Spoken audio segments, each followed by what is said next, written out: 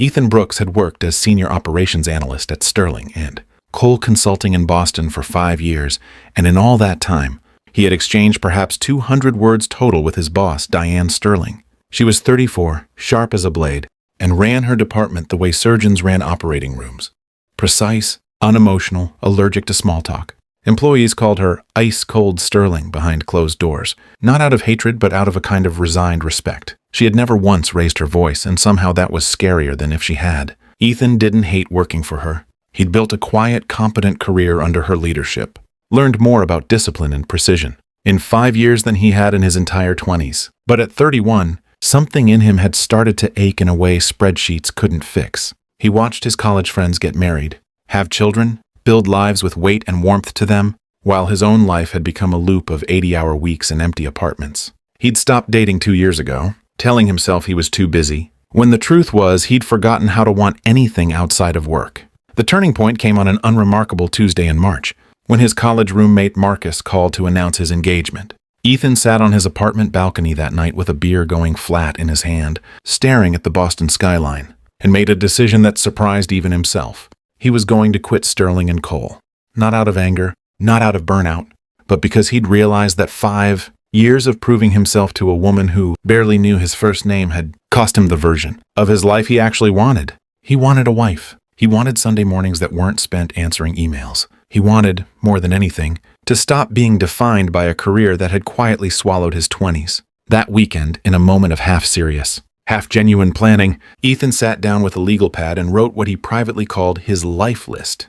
Not a bucket list of adventures, but a list of qualities he wanted in a future wife. The kind of woman he hoped to build a life with once he finally had time to look. Kind but not passive. Ambitious but not cold. Someone who laughed easily. Someone who wanted children before 40. Someone who would notice if he was quiet at dinner and ask why, rather than assume it was just how he was. He wrote 15 points in total, folded the paper and tucked it into his work bag, planning to keep it as a private reminder of what he was walking away from Sterling and Cole to find. He hadn't meant for anyone to see it, but on the Monday he planned to hand in his resignation. In the chaos of grabbing files for a final quarterly review, the folded paper slipped, unnoticed from his bag and landed beneath the conference room table, precisely where Diane Sterling was sitting alone that evening, reviewing reports long after everyone else had left.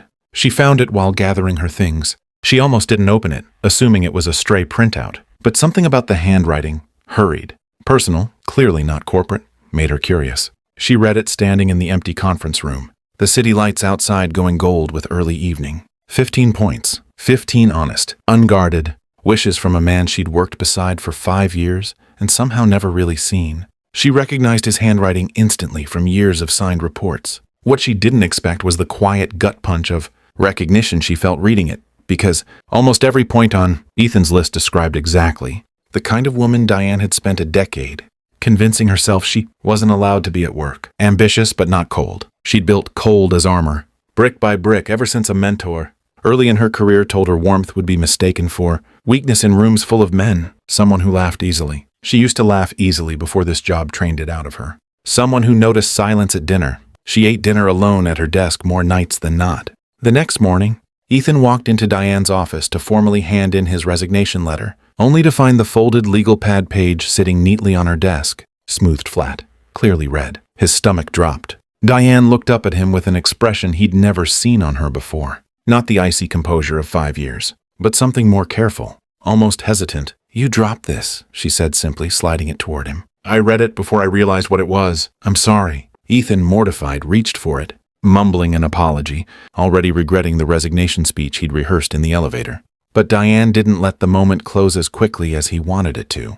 "Before you quit," she said, "can I ask you something?" Point 4. Ambitious but not cold. "Do you think those two things are actually opposites?" The question caught him off guard, both because it was personal and because Diane Sterling had never asked him a personal question in 5 years. He answered honestly, the way exhaustion sometimes makes people answer honestly. "I don't think they have to be. I think somewhere along the way, a lot of driven people just get told they have to choose." Diane was quiet for a long moment. Then, in a voice stripped of its usual corporate polish, she said, "I built cold on purpose. Nobody warned me it would become permanent." It was the most honest sentence Ethan had ever heard her say, and it changed the shape of the conversation entirely. He didn't hand in his resignation that day. Instead, at Diane's quiet, almost reluctant invitation, they talked for nearly an hour in that office. Not about quarterly targets or client deliverables, but about the 5 years they'd spent working 12 feet apart from each other without ever actually speaking. Ethan learned that Diane had grown up the only daughter in a family business that collapsed when she was 19. Because her father, in her words, was too busy being loved by everyone to be respected by anyone, she'd promised herself she would never let warmth be mistaken for weakness the way his had. She'd built Sterling and Cole's reputation on precision because precision, unlike warmth, couldn't be exploited. What she hadn't accounted for was how lonely precision could become after a decade of practice. He didn't quit that week. He told himself it was because the conversation had complicated, a decision that used to feel simple. But the truth, which took him another month to admit, was that he had started looking forward to the parts of his day that involved talking to Diane, not ice cold Sterling the boss, but Diane, the woman who apparently ate lunch at her desk alone every day just like he did, who it turned out had also stopped dating too, years ago for reasons eerily similar to his own. Over the following weeks, their conversations became a quiet, almost accidental ritual. 5 minutes after a meeting became 15, then dinner orders from the same delivery app on nights they both worked late. Then, eventually, actual dinners, away from the office where Diane laughed for the first time in front of him, an unguarded, surprised laugh at her own joke, as though she'd forgotten she still had it in her. It was Ethan who eventually brought up the list again. 3 months later, at a small Italian restaurant near the harbor, the kind of place with candlelight and no work talk allowed. "I never actually asked," he said. Point 4. Do you think you're ambitious but not cold? Diane considered the question seriously, the way she considered everything. "I think," she said slowly, "I spent 10 years being cold on purpose because I was terrified that if I let myself be warm, I'd lose everything I'd built. I didn't expect the person who'd change my mind about that would be the guy 2 desks down who never said more than good morning to me for 5 years. Ethan smiled at that, though something in his chest tightened with the honesty of the moment. "For what it's worth," he said, "I wrote that list because I thought I had to leave to find someone who fit it. I didn't think the answer was already sitting in the corner office." It wasn't a fairy tale collision. After that, there were real conversations about whether a relationship between a boss and the employee she'd once nearly lost could even survive company policy.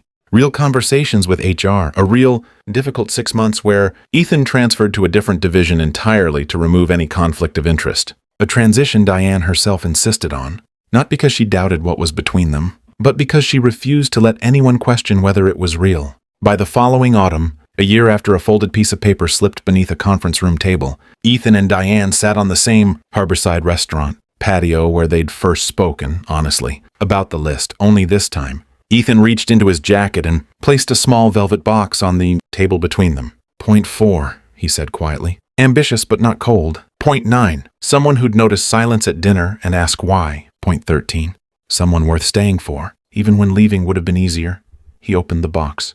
"Turns out I didn't need the list anymore. I just needed you to read it." Diane, for the first time in longer than she could remember, cried without trying to stop herself, right there on the patio, in front of a man who had once been nothing more than a name on a quarterly report and had somehow become the reason she remembered how to be warm again. She said yes before he even finished asking. 2 years later, Ethan Brooks and Diane Sterling stood together at their own wedding overlooking the same Boston harbor, surrounded by the friends and family who had once wondered whether ice-cold Sterling was capable of ever letting anyone in. She wore warmth now the way she once wore armor, carefully, but without fear of it being mistaken for weakness. And somewhere in a drawer in their shared apartment, folded carefully in a frame instead of a legal pad, sat the original list, 15 honest points that had once been meant for a stranger Ethan hadn't yet met, and had ended up, against every rule either of them had lived by, describing the woman who had been standing 12 feet away from him the entire time.